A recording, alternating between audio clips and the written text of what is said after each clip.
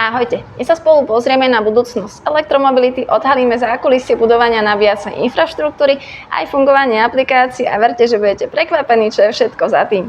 Dovoľte, aby som dnes privítala pána Jakuba Maňáka zo spoločnosti ZS Drive. Dobrý deň a ďakujem za pozvanie. Ja veľmi pekne ďakujem a začala by som otázkou, ako vidí ZS Drive budúcnosť elektromobility na Slovensku? Tak u nás v ZS Drive je teraz hlavnou témou, čo sa týka ďalšieho vývoja, diaľničná sieť nabíjacích staníc.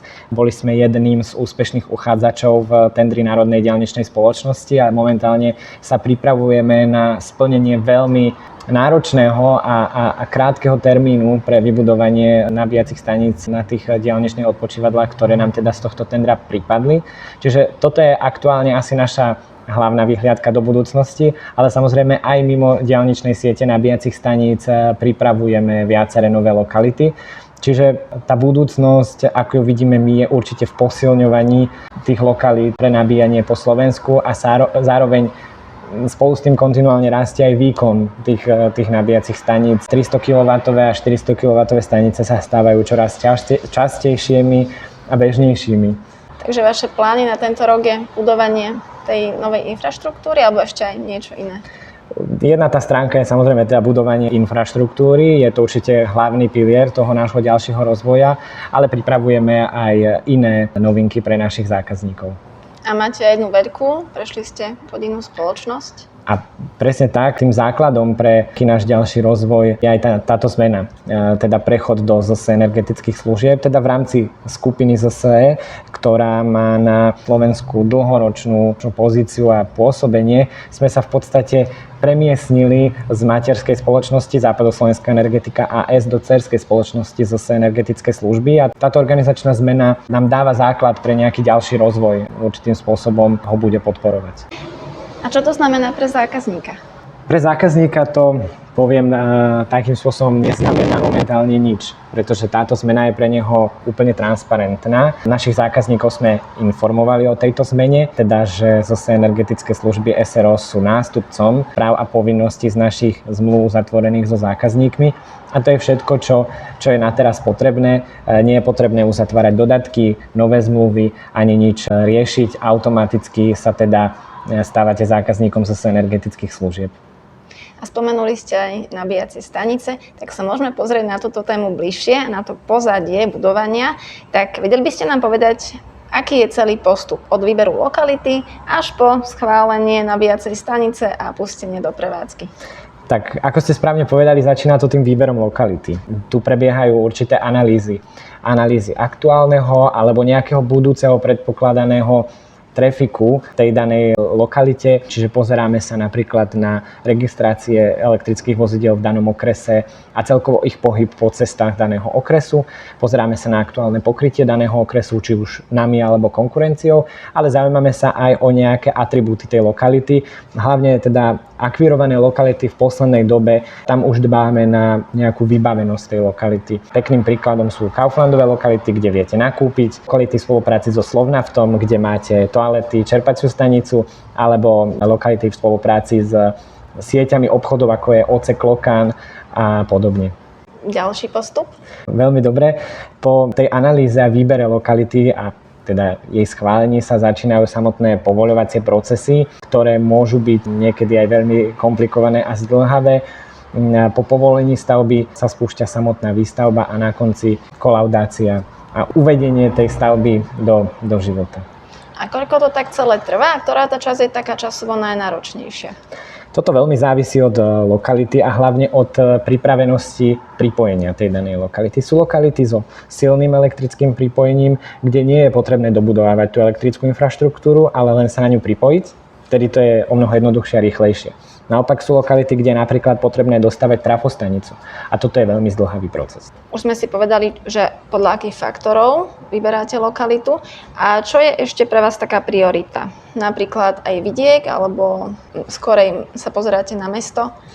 Nerozlišujeme to, či je to vidiek alebo mesto. Skôr sa teda pozeráme na nejaký pohyb na tej ceste, ktorá tou danou oblasťou prechádza a možno rozpätie medzi ostatnými najbližšími nabíjacími stanicami. To znamená, až tak nevidíme rozdiely medzi vidiekom a mestami, aj keď samozrejme podľa týchto parametrov vám logicky vyjde skôr tá nabíjacia stanica v nejakom meste, kde je ten pohyb väčší a frekventovanejší. Ale sú nabíjacie stanice aj ďalej od väčších miest, ktoré práve sú na nejakých tých cestných koridoroch, či už slovenského alebo aj nejakého európskeho významu. Takže môžeme nájsť už aj také. No a čoraz viac a viac je témou aj kamionová doprava a tam sa tie lokality posudzujú úplne iným spôsobom a zameriavame sa skôr na nejaké stoiska tých kamionov. To znamená, tá lokalita nemôže byť hoci kde, ale treba nájsť miesto, kde ten kamión chce, bude a môže stať. A aký tým ľudí je za vybudovaním stanice? Ktoré profesie? Úplne na začiatku tá akvizícia, výber a zazmluvnenie tej lokality, to má na starosti tým property akvizitorov, teda tí sú zodpovední za to dojednanie podmienok a správne zazmluvnenie a to nielen tej lokality samotnej a parkovacích miest, ktoré k nej prislúchajú, ale celej káblovej trasy k tej lokalite, to znamená vysporiadanie vecných bremien a všetkých nájomných zmluv.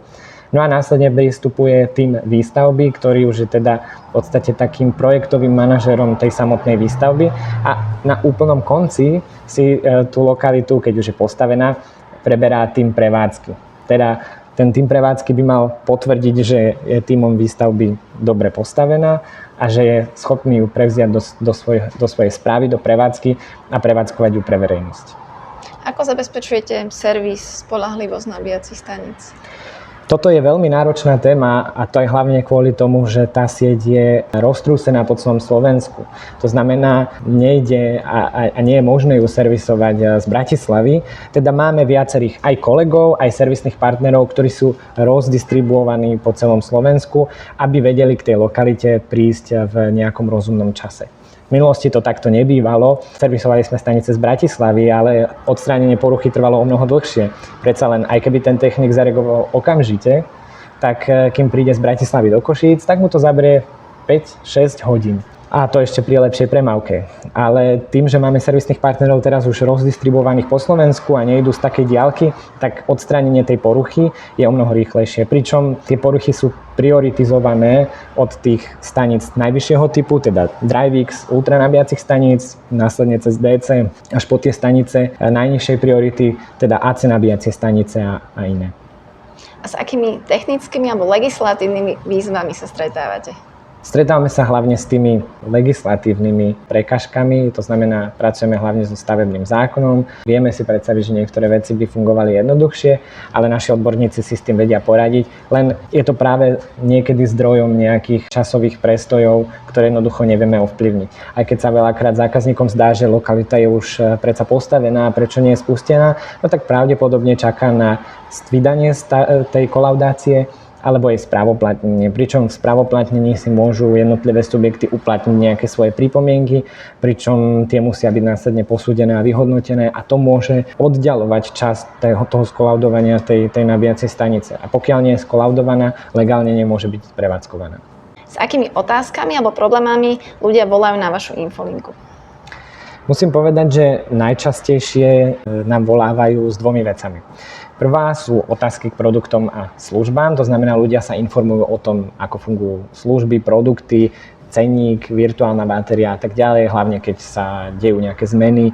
Takže ľudia sa informujú, štandardne vtedy je to ako keby infolinka. A tá druhá veľká skupina, najväčšia skupina sú potom tie technické telefonáty, to znamená poruchová linka, kedy nám ľudia volajú s nejakým problémom. A ten problém môže byť spôsobený aj vozidlom, aj nabíjacou stanicou, aj nejakými poveternostnými podmienkami. To už záleží od prípadu, ale áno, ľudia často volajú jednak teda kvôli nejakému technickému problému a druhá skupina sú potom informácie, teda infolinka. Ja mám dobrú skúsenosť s vašou infolinkou. raz mi nešlo nabíjať v Malackách, zavolala som, pani mi cez vlastne na diaľku reštartovala ten nabíjací stojan, po reštarte už mi išlo nabíjať, takže odo mňa pozitívna spätná väzba. To veľmi rád počujem. Musím povedať, že naša linka je dostupná 24 hodín denne a 7 dní v týždni, no nie je možné zabezpečiť, aby technik nabíjacej stanice bol k dispozícii 24 hodín denne a 7 dní v týždni. To znamená, že operátori sú k dispozícii a vedia aj v tých časoch víkendov, sviatkov alebo v noci pomôcť najviac, ako sa dá, najčastejšie nejakým reštartom nabíjacej stanice alebo spustením nabíjania na diaľku. Pokiaľ to riešenie tam končí a nevedia vám pomôcť ďalej, neznamená, že to tam končí. Oni majú dôležitú prácu aj v tom, že podrobne spíšu každý jeden atribút toho problému. Jednak ten viditeľný, ktorý hlásite vy, ten prejav toho problému, ale aj ten pre vás neviditeľný, ktorý je v logoch nabíjacej stanice. A tento dôkladný report o probléme sa už dostáva k tomu technikovi, ktorý ako náhle je v práci, vie i hneď začať riešiť problém, alebo i hneď uskutočniť výjazd a nemusí už robiť tú analýzu, ktorá už je urobená. Takže tá linka je k dispozícii 24/7 a máme tam skvelých ľudí, ktorí robia maximum aj v tých časoch mimo bežnej pracovnej doby, ale samozrejme naši technici na tie výjazdy a lokality už potom chodia väčšinou v štandardnej pracovnej dobe. Môžem prejsť na tému aplikácií. Čo tak rezonuje medzi ľuďmi je, že by si prijali, aby boli troška zjednotené tie aplikácie, aby nemali veľmi veľa posťahovaných na každú iný typ platby, iné heslo. Myslíte, že sa to stane niekedy v budúcnosti?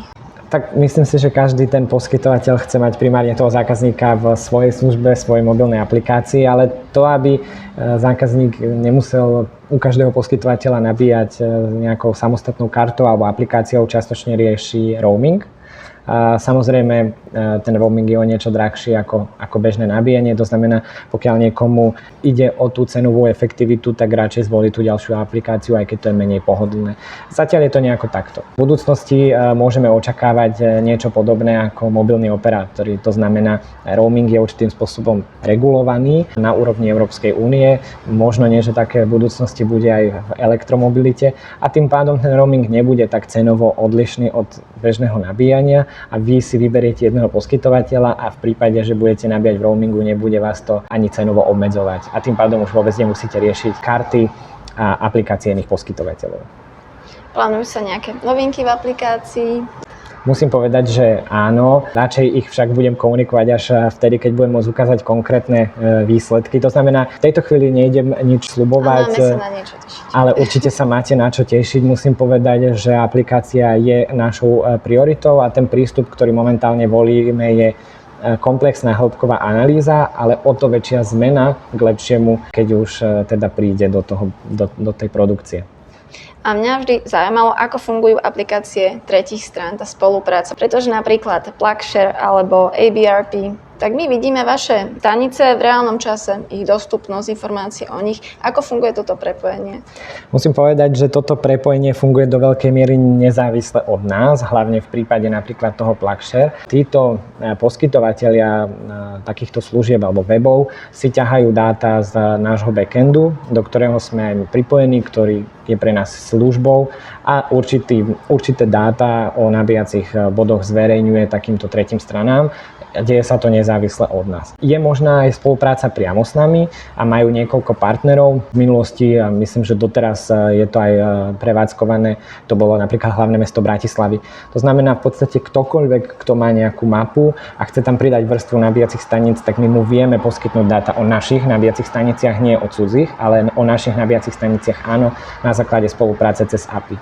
Ako pomáhate ľuďom, ktorí nie sú až tak technicky zdatní, aby sa vedeli zorientovať v tej aplikácii, aby vedeli, ako zaplatiť? Musím povedať, že pre tých ľudí, ktorí neobľúbujú mobilnú aplikáciu, je stále k dispozícii tá fyzická karta. To, čo musím povedať tiež, je, že veľa ľudí stále volí radšej tú fyzickú kartu, ako využívať mobilnú aplikáciu. To znamená, pre túto skupinu ľudí je tu hlavne toto riešenie a takisto faktúra im príde e-mailom, vedia ju zaplatiť priamo z e-mailu. To znamená, nemusia pracovať s tou mobilnou aplikáciou, ak im to nie je príjemné. No a ak by si aj tak niekto nevedel poradiť, aj od toho je tu naša zákaznícka linka dostupná, aby aby tými základnými procesmi, ako je napríklad úhrada tej faktúry alebo spustenie nabíjania, objednanie tej karty, aby vás tým vedeli previesť a pomôcť vám.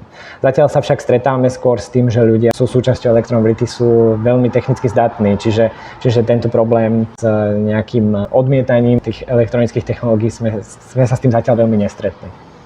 Môžeme sa pozrieť na tému technologických trendov. Aký je váš názor, kam až pôjde výkon nabíjačiek? To je taká veľmi zaujímavá téma, lebo keby ste sa ma spýtali túto otázku napríklad pred rokom alebo pred 2, tak vám hovorím o budúcich výkonoch, ktoré už dnes sú samozrejmosťou.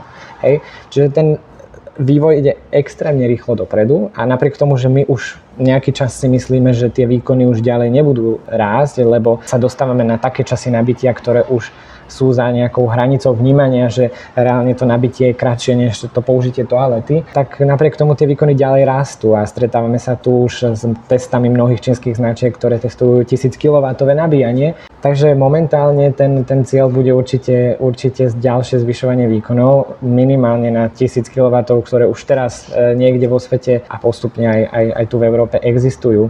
A uvidíme, čo príde ďalej a dokedy sa tie výkony budú zvyšovať. A vy v Zose Drive máte napríklad nejaké priestory, kde testujete nové technológie?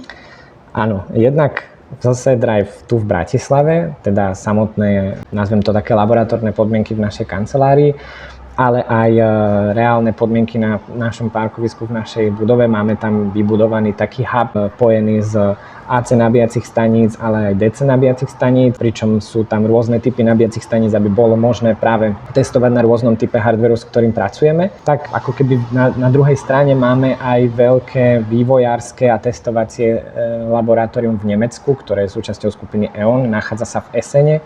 A dokonca sme ho nedávno aj s našimi partnermi navštívili a existuje o tom aj videoreportáž. Takže tam prebieha hlavne testovanie nového hardwareu. Predtým ako skupina E.ON, ktorej sme súčasťou, obstará nejakého dodávateľa nového hardwareu, tak prebieha veľké testovanie tam v Nemecku a k tým výsledkom ako súčasť tejto skupiny máme aj my prístup. Zaujímavosťou je, že ten hardware tam testujú naozaj v rôznych podmienkach, majú tam klimatické komory, to znamená testujú ho v extrémnych mrazoch, v extrémnych teplotách, vlhkosti a podobne, takže pozerajú sa na to z každej strany. No a takisto každý update, softwarový update toho hardwareu prechádza najskôr testami v tom laboratóriu v Nemecku. K nám to už príde všetko hotové, dokonale.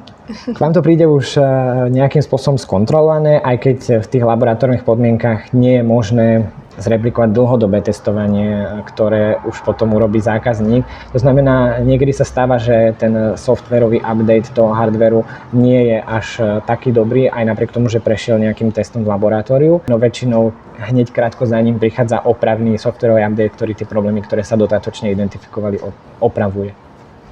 A to je všetko z mojej strany. Ďakujem veľmi pekne za rozhovor, poskytli ste množstvo zaujímavých informácií. Ďakujem aj ja vám, bola to pre nás česť a sme radi, že sme dostali priestor. A ďakujeme veľmi pekne za pozretie, krásny deň vám prajem.